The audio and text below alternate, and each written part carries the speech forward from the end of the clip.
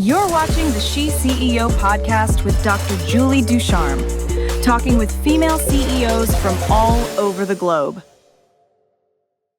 Hi, I'm Dr. Julie Ducharme back for another episode of She CEO. And we're really excited because we are now highlighting the top 10 women to watch in 2026. This is one of my favorite things to do, but also one of the hardest things to do because I meet a ton of amazing women and I spend hours looking at their things, connecting with them, talking, and really seeing what they're doing and how they're making impact. So today I'm really excited to have Elle on our show. She is a rich life advisor, author, and internationally experienced professional coach with nearly 20 years in the field of identity, self-leadership, and conscious creation. She works with accomplished women who have mastered the art of achievement and are ready to experience success as beauty, aliveness, pleasure, presence, and a life richly lived. Two-time Ironman finisher, former provincial cyclist, and author of 4 books, including Mastering Self-Leadership and The Artist's State. Elle brings together psychology, embodiment, energetics, feminine creation, deep truth-telling to help women move beyond pressure and proving into a richer, more fully felt experience life. Elle, welcome to the show. Such a mouthful. I think I got through most of it. So I have to tell everyone, when Elle and I met, I felt this instant synergy with you, you being an athlete. And I mean, Ironmans are way tougher than anything I ever did in sports. So I have just so much respect for that, because when you're telling me you're doing Ironmans, I'm like, I would never, I think even in my best shape, I wouldn't have done it. So I'm just so impressed with that. And it really puts you into a different league, because that means you're a really high level athlete, which as high level athletes, we know that we kind of work differently than the average person. And so I just really felt like we get each other. You get me and I get you. But even more, I think you're doing some really phenomenal things out there. And I'm really excited to highlight you. And for everyone who's listening to this, don't worry if you're like, hey, I'm riding my bike right now, or I'm working out. All the links to get connected to Elle will be put into our post. So don't you worry about that, because I know not everyone is watching the videos. Some are on the different podcast platforms. So we'll get those to you guys, no problem. And since I know Elle personally, I can connect you as well with her, per her permission, of course. So, but Elle, thank you for being on the show. Thank you for accepting this award. This is a really cool thing we get to do. And I'm super excited for us to meet face to face, because that's going to happen someday. And it's going to be really powerful. So I'd love to introduce the women to you, but I want you to tell some of your story and how, where you were at and how you got to this kind of great, amazing spot you are in your life right now. Absolutely. And thank you so much for everything, Julie. I'm so appreciative and humbled to be here.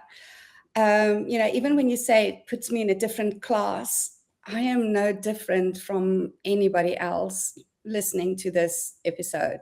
I truly am not. I am a girl from humble beginnings in South Africa, grew up dancing and wanting to pursue the white picket fence dream, like we were all brought up to do. And so went into the field of psychology, got married. I had the wonderful husband, the 2 kids, the 2 dogs, the 2 cats, 1 hamster, which didn't last very long. And from the outside, my life just looked perfect. And on the inside, my life was a complete disaster. I was a complete disaster and ended up with suicidal depression. Mm. And as we do, I went for professional help and I got put on antidepressants and I went for therapy. And you would think, as somebody trained in psychology, that therapy would be my jam. And I hated it. I hated every single session. I would walk out just crying and just thinking, this sucks. I don't want to do this anymore. And after about 3 months, I was sitting in the car one day, bawling my eyes out. And I said, God, enough. I'm not coming back here. You have to show me a different way. Mm-hmm. And as I was driving home, I drove past a kickboxing dojo. Mm-hmm. Now, this dojo has always been there. I have driven this road hundreds of times, have never seen it. But in that moment, I just pulled my car over, went in. The owner was there after hours, and I signed up and I started kickboxing. Never went back to therapy, quit all my antidepressants, and started living my life. And for me, that was the first awareness that there is more to this than meets the eye, that there is a very important connection between my physical state, my emotional state, and my mental state. So I went down the rabbit hole and signed up for an energy healing course. I was so excited. And 2 hours before the course started, I got a phone call from the school and they said, "So sorry to do this to you. We've canceled the course, but there's a life coaching course starting tonight as well. And we're happy for you to just convert your entrance into that." And I was like, "What's life coaching?" Like, this is 20 years ago. Nobody knew or heard about life coaching, especially not in South Africa. But I went in, I fell in love with it, and I haven't looked back since. I just loved the belief and faith in human nature, possibility, potential, seeing people's dreams come true, and living their best lives. And along the way, from kickboxing, I started cycling to get fitter.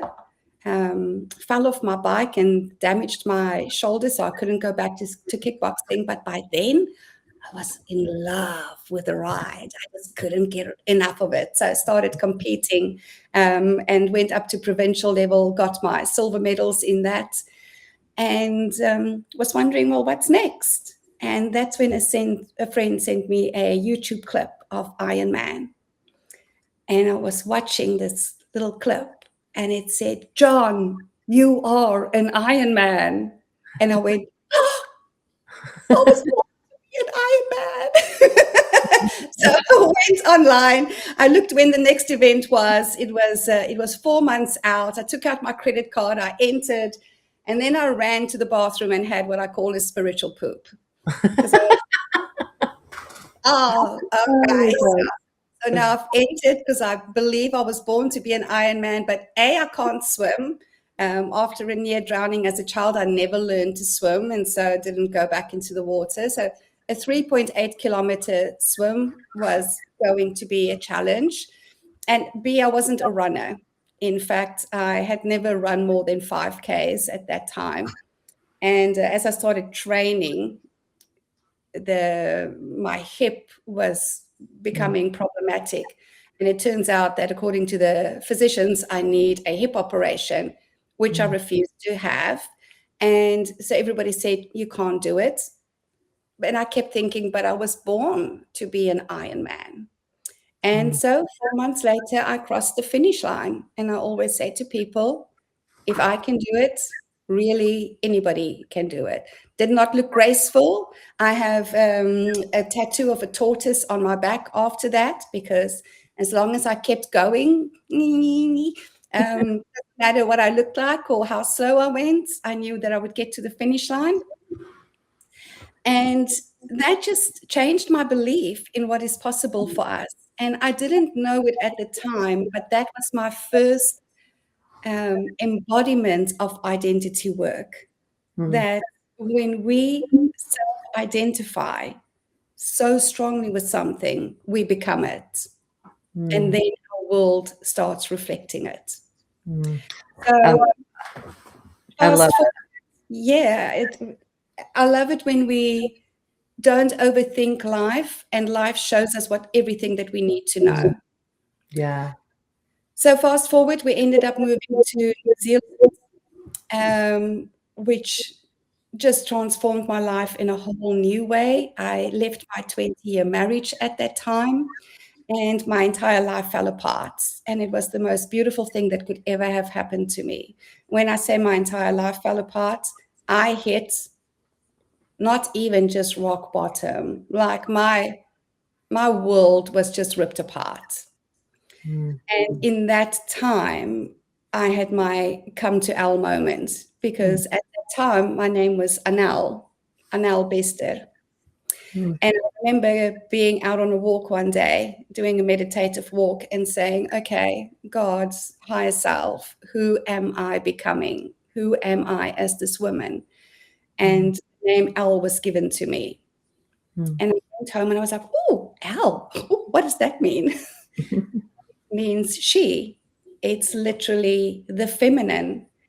And I realized that I had been operating in my masculine my entire life. Mm. And it was time for me to reharmonize with the feminine. Mm. So I legally changed my name to Elle and started delving into deeper work. What beyond coaching? What is it that we are not seeing? What is it that we are not experiencing? Which is how I developed my work now of a rich life advisor. And it really is about understanding just because you're rich does not mean you're having a rich life experience.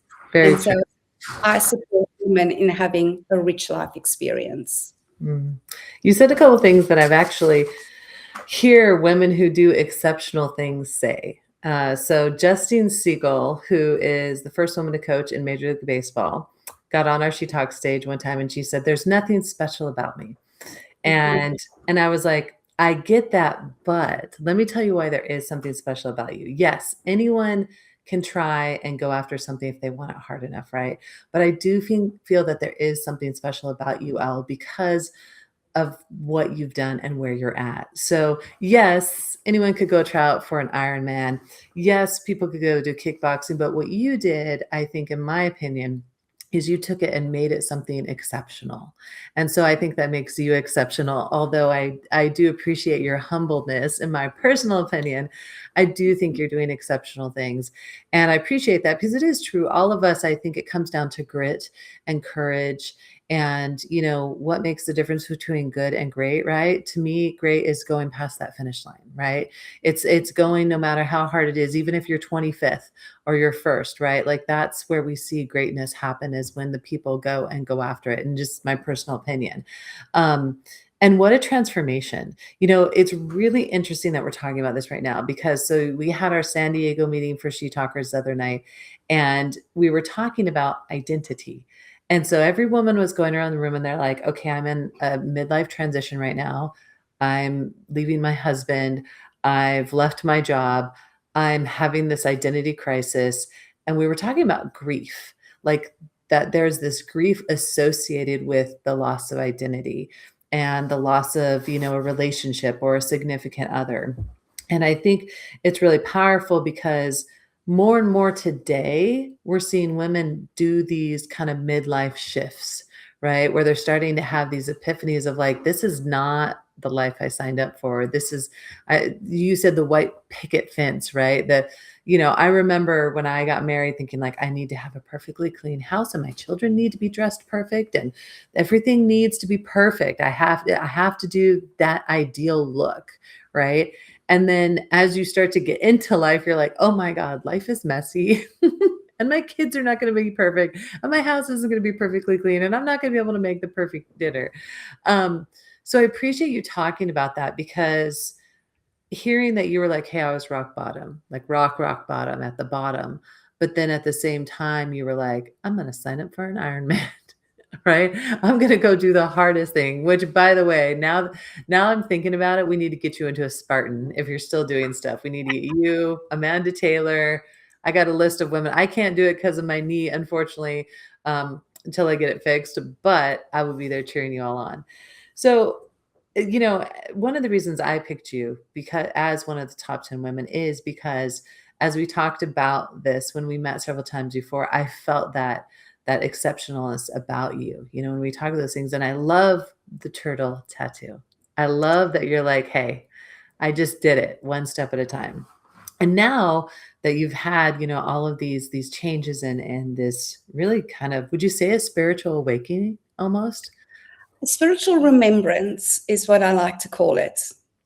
I don't think that we need to awaken. I think that we need to remember who we are and what we are. Yeah, that's we talk about identity so much at the moment. And one of my passions is I want to change the conversation around identity. Because women are still thinking of identity from a conditioned perspective. Identity in terms of the roles that I'm playing, identity in terms of what this phase of life is making of me. Identity is as given to them from what they have been told who they are and what they are supposed to be in this life. Yeah. me, identity work is where you reclaim authority over your identity. Mm, So I always say that we are the artist and the art. mm, We are the artist, we are the creator and the creation. mm, We were not created and then left by our own devices. We are God consciousness, evolving God consciousness through human experience. And we have forgotten that. So we get born into this world as artists, as creators. And then all of a sudden we all paint the same, paint by numbers, little pictures with the same colors. And some of us color a little bit outside of the lines. But what if there was no lines? It was a blank canvas. Who would you create yourself as then? mm. Yeah. For me, that is the real identity work, self-created identity work, instead of just creating the next version of what we think of how we've been conditioned to be. That's really powerful. We were talking the other night about, and I don't know if they did this in South Africa, but here in the US, it's always like, what do you want to be when you grow up? And they ask you at 18, okay, you need to go to college and decide this is what you're going to do for the rest of your life, right? And I was saying last night, it's probably the worst thing we can do to anyone, because what we want at 18 is so different at 25 and at 30, right? And we had a young woman there who was close to 30, and she's like, I don't know what I want to do with my life, but I know that everyone's telling me I'm behind. I haven't had kids. I'm not married. I haven't done this. And I was like, you are exactly where you need to be, right here, figuring it out. And that's so powerful because, I think unconsciously culture gives us a set of things. They think they're doing us something good, right? They go, hey, here's all these jobs, pick one, right? Mhm. But what I need is experience in life to understand what I want to do. And that, I think, is why we see so many people go get degrees and then never do the degree that they get, right? Because they're like, I got a degree in psychology and I'm doing this, right? And you were talking about art. And so I want to just segue into your book, Art is State, because I'm really interested about that. And I have not got to read it yet, but I will be ordering it because my rule is that I read everyone's books. I have a lot of reading to do this summer, but I also learn so much from each one of your books. So I'd love to talk about that. And then also the mastering self-leading. Yeah.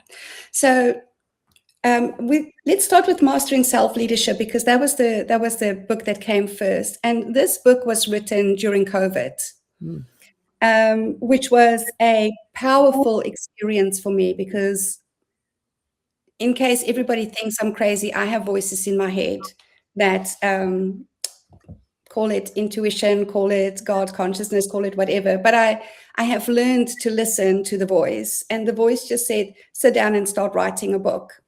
And at the time I was like, I have no idea what to write about. But I sat down and I literally wrote the book in less than 2 months, Mastering Self-Leadership.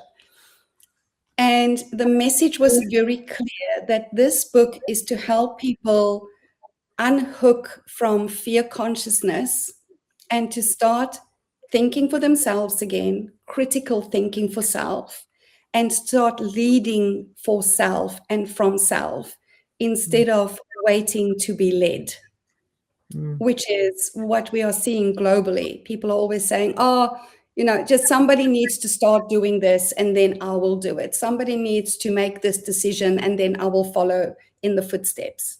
We are beyond that time, because leadership in a lot of places are operating from fear, in fear, and inducing fear.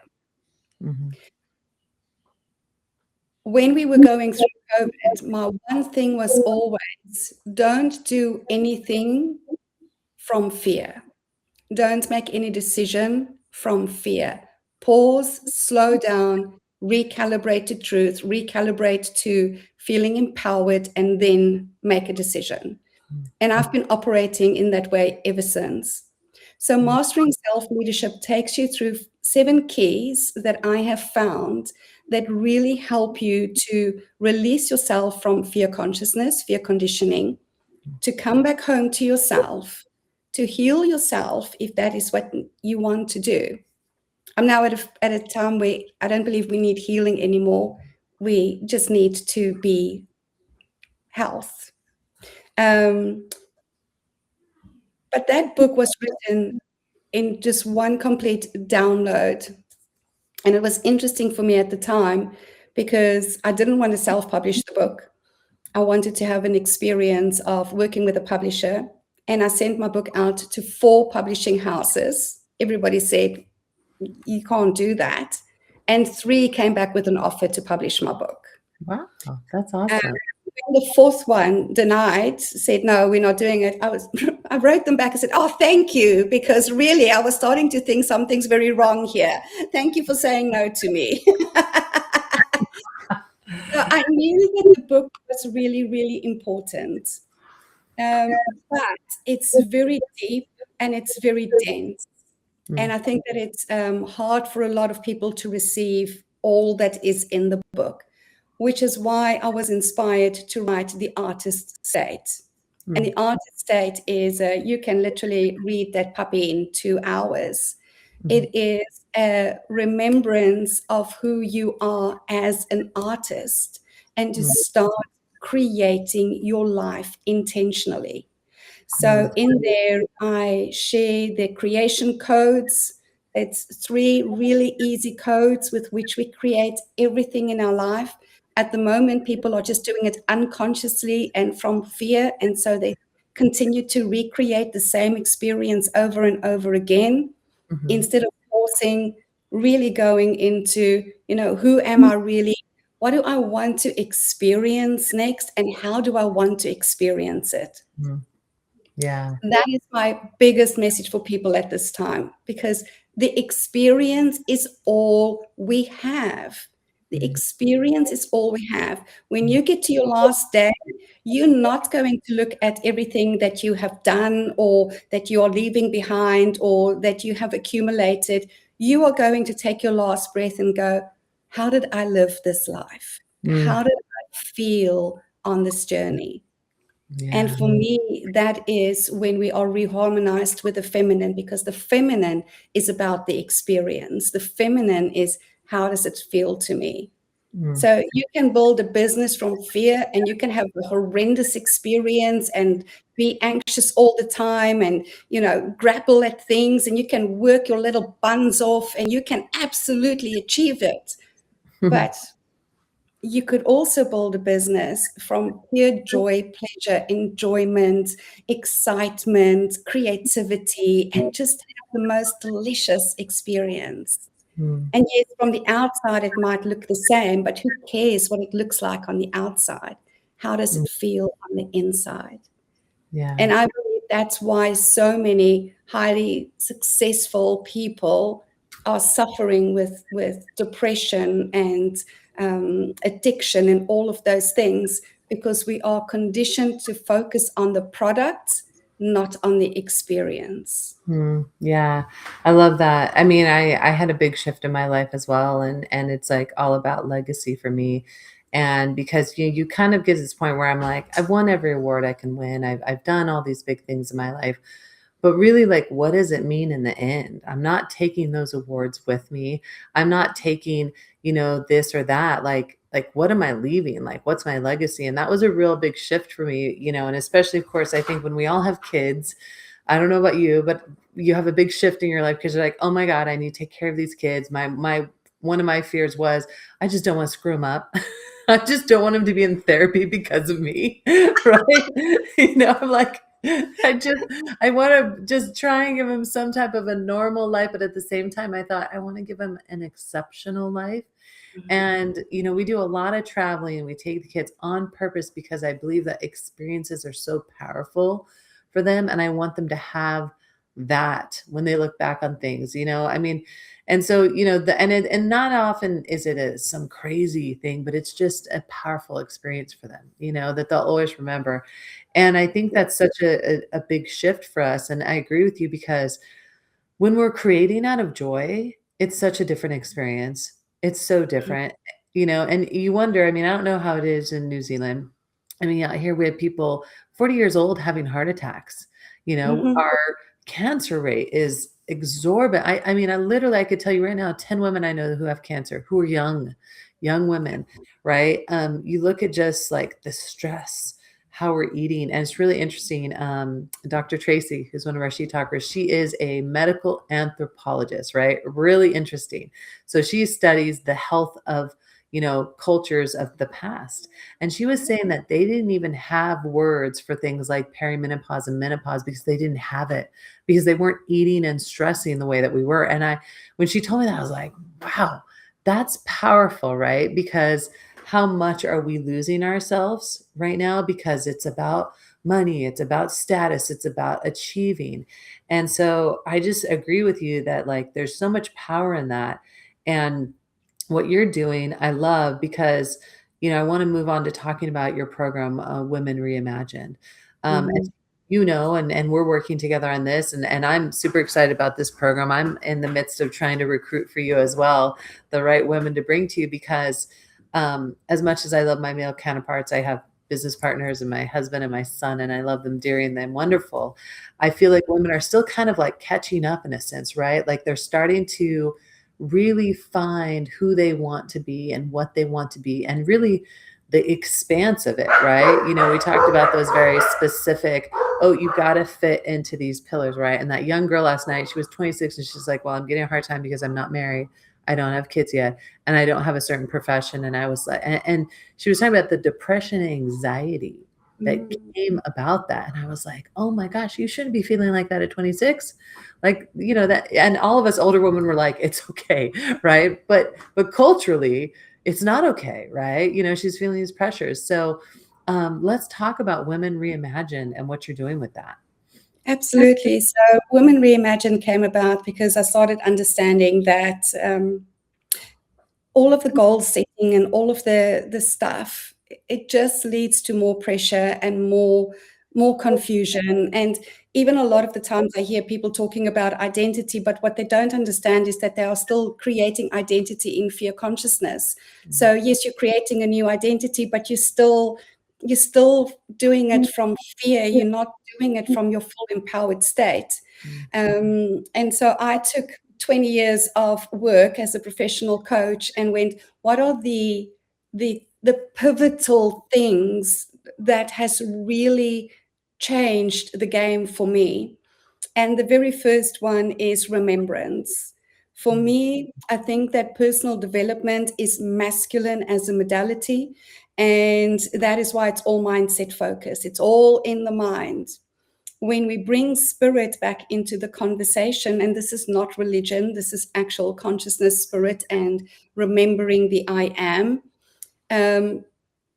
everything changes. The whole game, the whole field shifts for us. And so for me, that is where we had to start, is remembrance, so that we can actually feel connected again, our oneness. And this is why I say I'm not anybody special, because we are all one. We are all one. Whatever you see in me is in you. Whatever I see in you is in me. And I think that there's so much power and a sense of peace and belonging when we remember that. And from that, we go into reclaiming, because what I've come to realize was my mind was not my own. I had been conditioned along with everybody else to operate in a certain way, to think in a certain way. And I brought in the tools of the archetype that really makes it visceral for women. And I take you through 4 pillars of archetypes to reclaim your mind through these 4 pillars, so you can see what your fear archetype is, why you are thinking the way you're thinking. Even that young girl, she's thinking like a prostitute. She wants to sell her values, what she values, her dreams, her desires, for the sake of belonging to the tribe. And so we start understanding ourselves better, our thinking. And I always say, it's not you, it's your conditioning. So when you can start understanding how you are conditioned, and you can see what the liberated aspect of that is, then you can start flicking the switches. Yeah. And then after we have reclaimed, we get to reimagine. That's only when we do the identity piece. Who is the woman that I'm choosing to be next? Who is my grandest self with my greatest dream coming alive?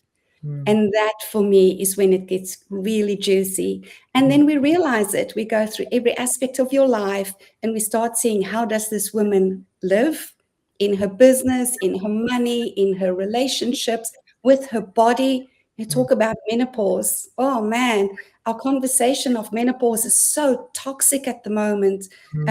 As women, we've made our body the enemy, a project to handle. How horrible. Instead of, this is a liberation from a cycle, from a period. This is when we become our most powerful as women, because we are no longer bound by a cycle of energy. We now create our own energy. There's no ups and downs. Why are we not celebrating this?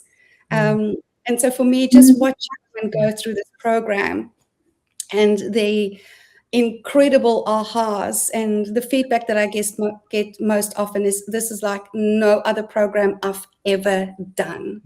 And that's because I know us high achieving women, we like thinking about it. We love learning things. We love ticking the boxes. But this is embodiment work. This is, you get to start feeling again. You get to start looking in the mirror. You get to start reclaiming yourself. So this is not an academic learning thing that you can do. You experience it, and that's the difference. Yeah, that's powerful. I love you talk about reimagining. And I think sometimes we have to give permission to women to be able to reimagine. I think that as we talk about that mindset, I hear a lot of women go, I couldn't do that. I couldn't do that. I have a family, or what would my family think? What would, and I think that there's that barrier there, which this is a really powerful thing, right? Is reimagining your life. And I think people sometimes might think that's a negative, like, well, what life's okay. Why would I reimagine it? That's not what it's about, right? That's you seeing past it. And I know we're getting towards the end of the podcast, but this is really juicy. So I want to hit on this. So The Feminine Mystique, I don't know if you ever read that. It's written in the 1970s. And so a woman who was a reporter for a magazine, she was one of the few women reporters. She wanted to write on things that were much more deep than what the average woman would get in a magazine. And they would say, no, you need to write about good washing machines and what women do at stay homes and stuff. But she started doing this study. So women were going to college to meet their husbands, but they would get educated in the process, and then they would get married and they would do the picket fence life, right? But then suddenly women were starting to drop into massive depression, and they couldn't figure out why. Well, it was because they could see a future with that education, but they couldn't use it.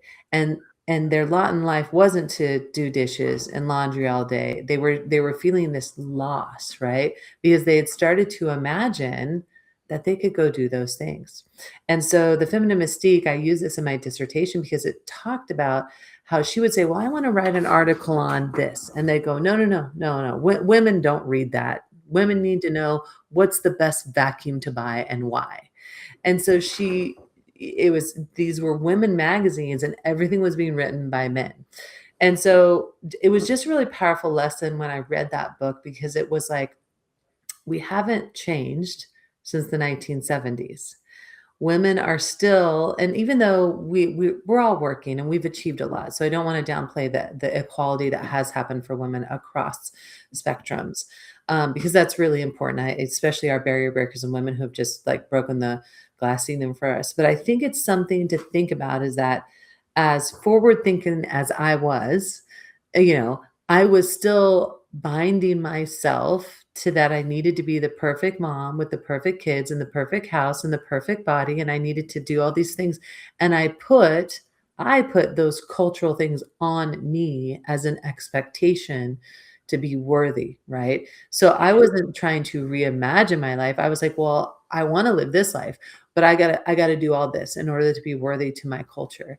And so I find it really interesting that in 2026, right, this was a study done in 1970s, that we're still doing this to ourselves. We're not giving ourselves permission to reimagine.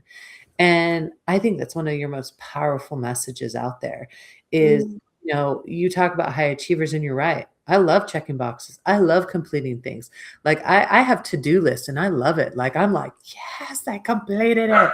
Right. I feel like it's a badge of honor, right? The more things I'm juggling, oh, look, I'm, and so, I think this is really powerful. And I know it's really powerful. And this is why you're one of the top 10 women to watch, because I just want to pour women into your program. I mean, I sat in that meeting last night and I was like, all of these women, that's exactly what they need. They're in this midlife transition and they're trying to figure out, where's the next step? What am I doing with my life?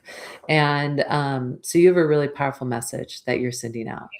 So And I want to say as well, because I think this is really important, one of my biggest realizations in life was depression is the suppression of self. And I really want women to hear this.